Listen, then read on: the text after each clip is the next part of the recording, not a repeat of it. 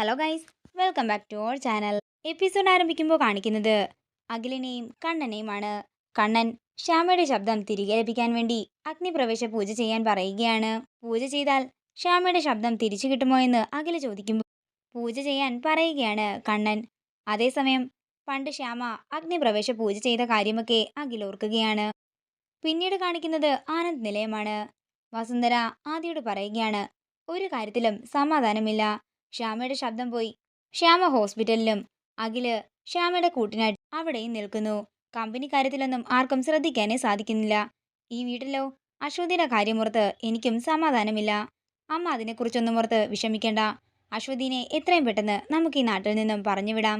ഇതെല്ലാം ഞാൻ അമ്മയ്ക്കും അരുണിനും വേണ്ടിയാ ചെയ്യുന്നതെന്ന് അമ്മയും ഓർക്കണമെന്ന് ആദിയും പറയുന്നു. അമ്മ ഈ കാര്യത്തിന് എന്റെ കൂടെ തന്നെ ഉണ്ടാകണമെന്ന് ആദി പറയുമ്പോ എല്ലാം ഒന്ന് എത്രയും പെട്ടെന്ന് നേരെയായാൽ മതിയായിരുന്നെന്ന് വസുന്ധരയും പറയുന്നു. അതേസമയം അങ്ങോട്ടേക്ക് അരുൺ വരുമ്പോ അരുണിനെ കണ്ട് ഒരു ഞെട്ടലോടെ നിൽക്കുകയാണ് വസുന്ധര.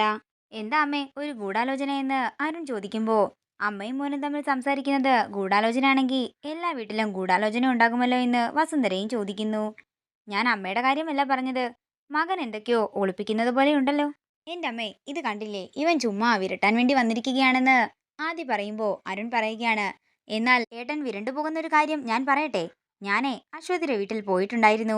ഇത് കേൾക്കുന്ന ആദിയും വസുന്ധരയും ഒരു ഞെട്ടലോടെ അരുണിനെ നോക്കുകയാണ്. കണ്ടില്ലേ രണ്ടുപേരുടെയും മുഖത്ത് ഞെട്ടൽ. ഏട്ടന്റെ ഭാഗ്യം അശ്വതി അവിടെ ഉണ്ടായിരുന്നില്ല. ഞാനേ ആ കുട്ടിയെ കണ്ടു. അന്നിവിടെ വന്നിട്ടില്ലായിരുന്നോ ശ്രീകുട്ടി? സത്യത്തിൽ ഞാൻ നല്ല ദേഷ്യത്തിലാ അങ്ങോട്ടേക്ക് പോയത്. പക്ഷേ ആ കുട്ടിയെ കണ്ടപ്പോ എന്റെ മനസ്സലിഞ്ഞു.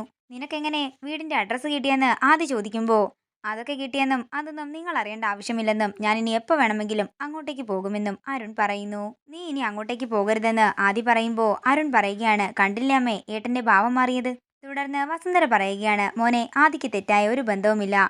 നീ ചുമ്മാ ഓരോ പെൺകുട്ടികളുടെ വീട്ടിൽ പോയി ഇങ്ങനെ ബഹളമൊന്നും ഉണ്ടാക്കാൻ നിൽക്കരുത്. മാത്രവുമല്ല ഏതോ ഒരു പെണ്ണ് നിയമപരമായി അത് കുറ്റകരം തന്നെയാണ്. തുടർന്ന് ആദി പറയുകയാണ്, നിനക്ക് എനിക്ക് അങ്ങനെ ഒരു ബന്ധമുണ്ടെന്ന് തോന്നിയിട്ടുണ്ടെങ്കിൽ അത് നിന്റെ തോന്നൽ മാത്രമാ. അതെ എനിക്ക് അങ്ങനെ ഒരു ബന്ധവുമില്ലെന്ന് ആദി പറയുമ്പോ സത്യമാണല്ലോ അല്ലേ എന്ന് അരുൺ ചോദിക്കുന്നു. തുടർന്ന് ആദിയുടെയും അരുണിന്റെയും കൈ ഒരുമിച്ച് ചേർത്ത് പിടിച്ചിട്ട് വസുന്ധര പറയുകയാണ്, നിങ്ങൾ തമ്മിൽ ഇനി വഴക്കിടരുത്, ഒരുമയോടെ തന്നെ മുന്നോട്ട് പോകണം. അങ്ങനെ അരുൺ അവിടെ നിന്ന് പോയതിനു ശേഷം ആദി പറയുകയാണ്, അമ്മേ കാര്യങ്ങള് കൈവിട്ട് പോവുകയാണെന്നാ തോന്നുന്നത്.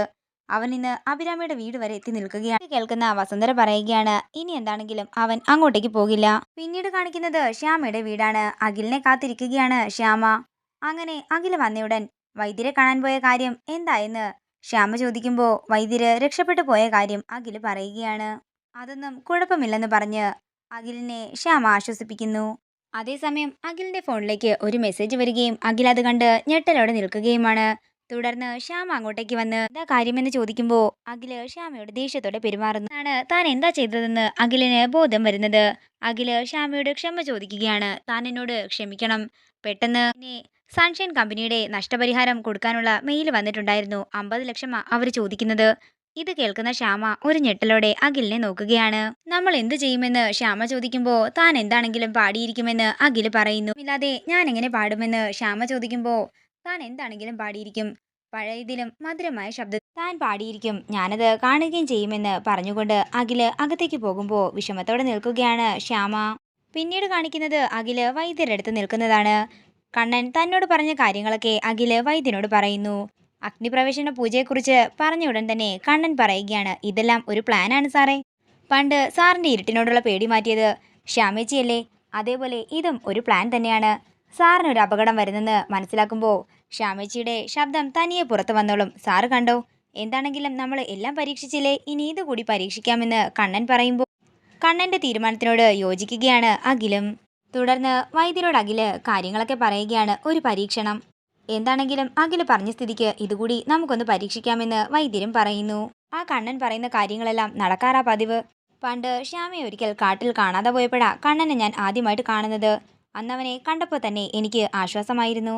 അഗ്നിപ്രവേശന പരീക്ഷ എങ്ങനെ വേണമെന്നാ കണ്ണൻ പറഞ്ഞത് എന്ന് വൈദ്യൻ ചോദിക്കുമ്പോൾ അഖില് പറയുകയാണ്, ഞാൻ തീയിൽ വീണോ മറ്റോ മരിക്കുമെന്ന ഒരു സാഹചര്യം ഉണ്ടാക്കണമെന്നാ കണ്ണൻ പറഞ്ഞത്. അവിടെ ശ്യാമ എത്തിക്കുകയും വേണം. എന്റെ ദേഹത്ത് തീ പടരുന്നത് ശ്യാമ കാണണമെന്ന് വൈദ്യനോട് അഖില് പറയുമ്പോൾ ഒരു ഞെട്ടലോടെ നിൽക്കുകയാണ് വൈദ്യൻ. എന്നിട്ട് വൈദ്യൻ പറയുകയാണ്, എന്താണെങ്കിലും അഖിൽ ഇതിന് തുനിഞ്ഞിറങ്ങിയതല്ലേ, നമുക്ക് ഇവിടെ വെച്ച് തന്നെ നടത്താം. അങ്ങനെ അഖിൽ അതിന് സമ്മതിക്കുകയാണ്. നേരം രാത്രിയാകുന്നു. പിന്നീട് കാണിക്കുന്നത് ശ്യാമയുടെ വീടാണ്. അഖില് എല്ലാവരോടുമായി പറയുകയാണ്, നാളെ മുതൽ ചികിത്സ ആരംഭിക്കും. ഈ ചികിത്സയോടെ ശ്യാമയുടെ ശബ്ദം തിരിച്ചു കിട്ടുമെന്നാ ഞാൻ വിശ്വസിക്കുന്നത്. അങ്ങനെയാ വൈദ്യരും പറഞ്ഞതെന്ന് അഖില് പറയുമ്പോ, വൈദ്യരും എടുക്കനാ മോനെ, ഞാൻ പറഞ്ഞതല്ലേ എന്ന് വാസുദേവൻ പറയുന്നു. പിന്നെ ഒരു കാര്യം കൂടിയുണ്ട്, അത് പറയണോ വേണ്ടയോ എന്ന് ഞാൻ ആലോചിക്കുകയായിരുന്നു. പക്ഷേ മറച്ചു വെച്ചിട്ട് കാര്യമില്ലല്ലോ. ചികിത്സയെക്കുറിച്ചുള്ള എല്ലാ കാര്യങ്ങളും എല്ലാവരും അറിയണ്ടേ. എന്താ മോനെ, എന്താ കാര്യമെന്ന് വാസുദേവൻ ചോദിക്കുന്നു. ചികിത്സയോടനുബന്ധിച്ച് നാളെ ഒരു പൂജയുണ്ട്. അഗ്നിപ്രവേശ പൂജ. ഇതൊരു കർമ്മമാണ്. ശ്യാമയ്ക്ക് ചികിത്സ നടക്കുമ്പോൾ ഞാൻ അഗ്നിപ്രവേശ പൂജ ചെയ്യണം. ഇത് കേൾക്കുന്ന ശ്യാമ ഒരു ഞെട്ടലോടെ അഖിലിനെ നോക്കിയിട്ട് പറയുകയാണ്, പറ്റില്ല, അത് ചെയ്യണ്ട. ഒന്ന് തെളിച്ചു പറ മോനെ, എന്താ കാര്യമെന്ന് ദേവകി ചോദിക്കുമ്പോൾ വ്യക്തമായൊന്നും പറഞ്ഞിട്ടില്ലെന്നും നാളെ രാവിലെ കാര്യങ്ങളെല്ലാം പറയുമെന്നും അഖില് പറയുന്നു. തുടർന്ന് അഖില് പറയുകയാണ്, ജീവൻ പണയം വെച്ചുള്ള പൂജയാണ്. അഗ്നിപ്രവേശന പൂജ ചെയ്യുന്ന ആർക്കും എന്ത് വേണമെങ്കിലും പറ്റാം. തുടർന്ന് അഖില് പറയുകയാണ്, ശ്യാമയുടെ ശബ്ദമാണ് എനിക്ക് വലുത്. എന്റെ ജീവൻ അവിടെ 2ാം സ്ഥാനം മാത്രമാ ഉള്ളത്. മോനെ, ഇത് വേണോ? ശ്യാമയുടെ ശബ്ദം എന്ന പോലെ മോന്റെ ജീവനും ഞങ്ങൾക്ക് പ്രധാനം തന്നെയാണെന്ന് വാസുദേവൻ പറയുമ്പോൾ അഖില് പറയുകയാണ്, ഇനി എന്തൊക്കെയായാലും ഞാൻ എന്റെ തീരുമാനം മാറ്റില്ല. അതുകൊണ്ട് ഞാൻ എന്താണെങ്കിലും ഈ പൂജ ചെയ്യാൻ തീരുമാനിച്ചു. നാളെ ഭഗവാൻ തീരുമാനിക്കും ശ്യാമയുടെ ശബ്ദം വേണോ അതോ എന്റെ ജീവൻ വേണോ എന്ന്. കേൾക്കുന്ന ശ്യാമ നാളെ താൻ ചികിത്സയ്ക്ക് വരില്ലെന്ന് പറയുമ്പോൾ, ഞാനിത് ഭഗവാന് കൊടുത്ത വാക്കാണെന്നും ശ്യാമ എന്താണെങ്കിലും വരണമെന്നും അഖില് പറയുന്നു. നേരം പുലർച്ചെയാകുന്നു. പിന്നീട് കാണിക്കുന്നത് അഖിലും പോകാനായി ഒരുങ്ങി നിൽക്കുന്നതാണ്. ശ്യാമ തന്റെ കണ്ണനോട് പ്രാർത്ഥിക്കുന്നത് കാണിച്ചുകൊണ്ട് ഇന്നത്തെ എപ്പിസോഡ് ഇവിടെ തീരുകയാണ്. വീഡിയോ ഇഷ്ടമായെങ്കിൽ മറക്കാതെ ലൈക്ക് ചെയ്യുക, ഷെയർ ചെയ്യുക, കമന്റ് ചെയ്യുക. കൂടുതൽ സീരിയൽ അപ്ഡേറ്റ്സിനായി മറക്കാതെ സബ്സ്ക്രൈബ് ചെയ്യുക നയൻസ് ക്രിയേഷൻസ്.